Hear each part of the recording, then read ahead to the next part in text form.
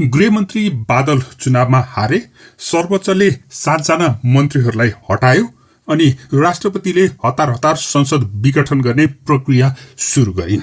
भोलिसम्म नयाँ सरकार गठन गर्न राष्ट्रपतिको आह्वान। सामान्य प्रधानमन्त्री श्री केपी शर्मा ओलीज्यूबाट प्रधानमन्त्री पदको पद तथा गोपनीयताको शपथ लिने काम सम्पन्न भएको छ।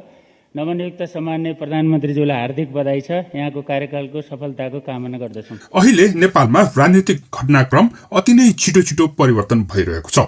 सांसद नरहेका 7 जना मन्त्रीहरूको नियुक्तिलाई सर्वोच्च अदालतको अन्तरिम आदेशद्वारा बदर भए लगत्तै राष्ट्रिय सभाको निर्वाचनमा गृहमन्त्री रामबहादुर थापा बादल पराजित भएका छन्। अनि त्यस लगत्तै राष्ट्रपति विद्यादेवी भण्डारीले संविधानको धारा 76(5) अनुसार नयाँ सरकार गठन गर्न आह्वान गरेकी छिन्।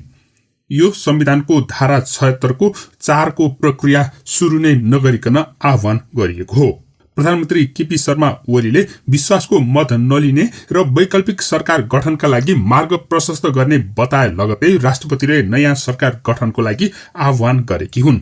यसका लागि उनले दलहरूलाई जम्मा 1 दिन भन्दा पनि कम समय दिएकी छिन्।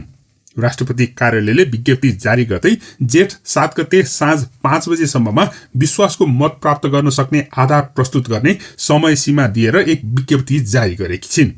यसअघि नेपालको संविधानको धारा 76 को उपधारा 3 बमोजिम प्रतिनिधि सभाको सबैभन्दा ठूलो दलको नेताको हैसियतमा प्रधानमन्त्री बनेका केपी शर्मा ओलीले विश्वासको मत प्राप्त हुने सम्भावना नदेखेर मार्ग प्रशस्त गरेकोले अब उपधारा 5 बमोजिम शुक्रबार साँझसम्म वैकल्पिक प्रधानमन्त्रीले बहुमत सदस्यको विश्वासको मत प्राप्त गर्ने आधार प्रस्तुत गर्नुपर्ने बताइएको छ। प्रतिनिधि सभामा कुनै पनि दलको स्पष्ट बहुमत नरहेको अवस्थामा 2 वा 2 भन्दा बढी दलहरूको समर्थनमा बहुमत प्राप्त गर्न सक्ने कुनै सदस्यले प्रतिनिधि सभामा विश्वासको मत प्राप्त गर्न सक्ने आधार प्रस्तुत गरेमा राष्ट्रपतिले त्यस्तो दलका दल नेतालाई प्रधानमन्त्री नियुक्त गर्ने व्यवस्था उपधारा 5 मा राखिएको छ। यसरी विपक्षी गठबन्धनले 2 वा 2 भन्दा बढी दलको बहुमत पेश गर्नु पर्ने हुन्छ। यसअघि नै विपक्षी दलहरूले यो प्रयास गरिसकेका र त्यसमा असफल भइसकेका थिए। त्यसैले राष्ट्रपतिले केपी शर्मा ओलीलाई नै प्रधानमन्त्री नियुक्त गरेकी थिइन्। यदि राष्ट्रपतिले दिएको समय सीमाभित्र बहुमतको आधार प्रस्तुत गर्न नसकेमा प्रतिनिधि सभा संवैधानिक रूपमा भङ्ग हुनेछ र केपी ओलीकै नेतृत्वमा संसदको चुनाव हुनेछ। अबको 20 घण्टाभित्र विपक्षीले कसैलाई प्रधानमन्त्री चुनेमा पनि त्यो पनि चुनावी सरकार नै हुने सम्भावना देखिन्छ। यो आह्वान गर्दै राष्ट्रपतिले जारी गरेको प्रेस विज्ञप्तिको पूर्ण पाठ यस्तो रहेको छ। राष्ट्रपतिको कार्यालय राष्ट्रपति भवनबाट जारी गरिएको विज्ञप्तिमा भनिएको छ, सम्माननीय राष्ट्रपति श्रीमती विद्यादेवी भण्डारी ज्यूबाट नेपालको संविधानको धारा 76 को उपधारा 3 बमोजिम प्रतिनिधि सभामा सबैभन्दा बढी सदस्यहरू भएको दलको संसदीय दलको नेताको हैसियतमा माननीय श्री केपी शर्मा ओली ज्यूलाई मिति 2078-1-30 गते प्रधानमन्त्री पदमा नियुक्त गर्नु भएकोमा उहाँले संविधानको धारा 76 को उपधारा 4 बमोजिम 30 दिनभित्र प्रतिनिधि सभाबाट विश्वासको मत प्राप्त गर्नु पर्नेमा हाल विकसित राजनीतिक परिस्थितिमा संविधानको धारा 76 को उपधारा 3 बमोजिमको मौजूदा सरकारलाई विश्वासको मत प्राप्त हुने दह्रो राजनीतिक आधार नदेखिएको, मिति 2078-1-27 भन्दा स्थितिमा तात्विक अन्तर नदेखिएको र मुलुकलाई अन्यलमा राख्न उचित नभएको हुँदा वैकल्पिक सरकार गठनको लागि मार्ग प्रस्तुत गर्न उपयुक्त देखिएकोले नेपालको संविधानको धारा 76 को उपधारा 5 बमोजिम प्रधानमन्त्री नियुक्ति सम्बन्धी प्रक्रिया आरम्भ गर्न नेपाल सरकार मन्त्री परिषदबाट मिति 2078-2-6 मा निर्णय भएको र सो बमोजिम प्रधानमन्त्री नियुक्ति प्रक्रिया आरम्भ हुन सम्माननीय प्रधानमन्त्री ज्यूबाट अनुरोध भइ आएकोले नेपालको संविधानको धारा 76 को उपधारा 5 बमोजिम प्रधानमन्त्री नियुक्ति गर्ने प्रयोजनका लागि मिति 2078 जेठ 7 गते साँझ 5 बजेसम्म प्रतिनिधि सभामा विश्वासको मत प्राप्त गर्न सक्ने आधार प्रस्तुत गर्न नेपालको संविधानको धारा 76 को उपधारा 2 बमोजिमको प्रतिनिधि सभाका सदस्यहरूलाई आह्वान गर्नु भएको छ। 2078-2-6 मा जारी गरिएको यस प्रेस विज्ञप्तिमा सहायक प्रवक्ता केशव प्रसाद घिमिरेले हस्ताक्षर गरेका छन्। अहिले राष्ट्रपतिले जारी गरेको यो विज्ञप्ति गैर संवैधानिक भएको भनेर आवाज पनि उठिरहेका छन्।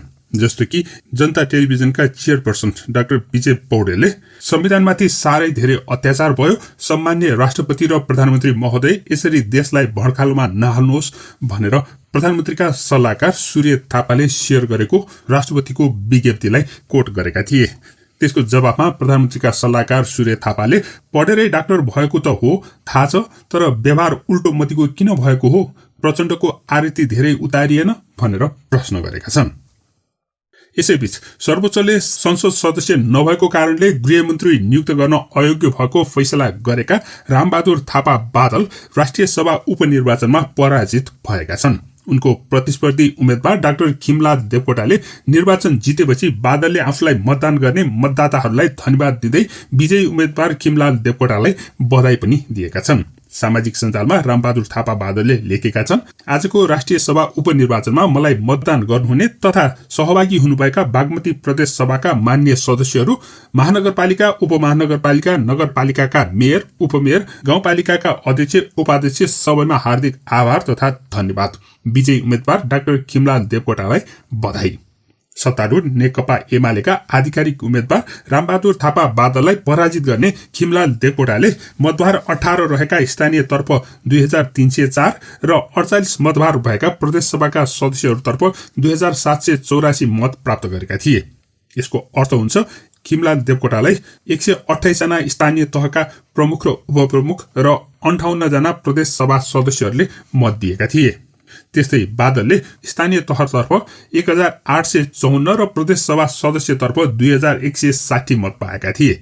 यसको अर्थ हुन्छ उनलाई 103 जना स्थानीय तहका प्रमुख उपप्रमुख र 45 जना प्रदेशसभा सदस्यहरूले मत दिएका थिए।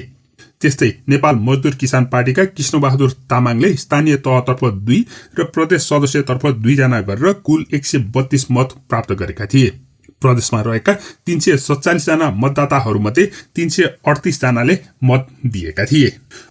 अहिलेको अवस्थामा एक दिनभित्र नै विपक्षीहरूले संयुक्त गठबन्धन निर्माण गरेर सरकारमा दाबी पेश गर्न सक्छन् होला त? तपाईलाई के लाग्छ? कृपया कमेन्ट गर्नुहोला। धन्यवाद। प्रधानमन्त्री केपी शर्मा ओलीले केही समयदेखि संविधान र कानूनका मर्यादाहरू मिच्दै अघि बढिरहेको जस्तो देखिएको छ। गत पुस 5 गते उनले गरेको संघीय संसदको विघटन होस् या यही वैशाख 31 गते शपथ ग्रहणको क्रममा त्यो पर्दैन भन्दै प्रतिज्ञा गर्न इन्कार गरेको होस्, संसदको विघटनका विरुद्ध सर्वोच्च अदालतले प्रधानमन्त्री केपी शर्मा ओलीको विरुद्ध फैसला गरिसकेको छ र उनले गरेको सो निर्णय गैर संवैधानिक भएको भन्ने फैसला गरिसकेको छ। त्यस्तै उनले लिएको शपथका विरुद्ध पनि सर्वोच्च अदालतमा रिट परेको छ र त्यसको लागि कारण देखाऊ आदेश पनि जारी भएको छ। यसै क्रममा अहिले फेरि उनले निर्वाचन आचार संहिताको उल्लङ्घन गरेका छन्। यसरी बारम्बार प्रधानमन्त्री केपी शर्मा ओलीले असंवैधानिक कामहरू गरेको बारेमा तपाईँ के भन्नुहुन्छ र सर्वोच्च अदालतको यो आदेशको बारेमा तपाईँ के भन्नुहुन्छ? कृपया कमेन्ट गर्नुहोला। धन्यवाद।